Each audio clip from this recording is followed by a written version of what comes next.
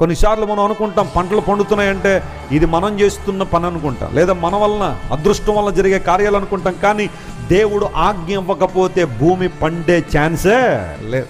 పంటలు పండాలంటే దేవుని కార్యం. ఆయన ఆజ్ఞను బట్టే సర్వ ప్రపంచము నడవాల్సిందే కానీ ఎవరి ఇష్టానుసారంగా వారు ఆజ్ఞాపించేస్తే జరిగే కార్యాలు కాదు ఇది. కొన్ని ప్రాంతాల్లో వర్షాలు కురవబోతే చెప్పండి ఏం చేస్తారో తెలుసా?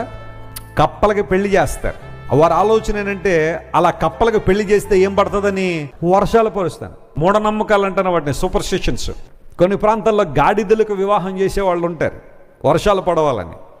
వర్షాలు పడాలని ఆ పూజలు ఈ పూజలు చేసేవాళ్ళు చాలామంది ఉంటారు. వర్ష దేవుడు కరుణించాలని అనుకుంటారు. ఒక్కొక్క విభాగానికి ఒక్కొక్క దేవుడు ఉన్నాడు అనుకుంటారు. అగ్నికి ఒక దేవుడు, వర్షానికి ఒక దేవుడు, ఆ భూమికి ఒక దేవుడు, ఆకాశానికి ఒక దేవుడు, గాలికి ఒక దేవుడు, ఇలా రకరకాల దేవుళ్ళు ఉంటారని ఆశించే వాళ్ళు కొంతమంది ఉంటారు. కానీ బైబిల్ సెలవిస్తూ ఉంది, సర్వమును తన ఆధీనంలో ఉంచుకోగల దేవుడు ఒకడే.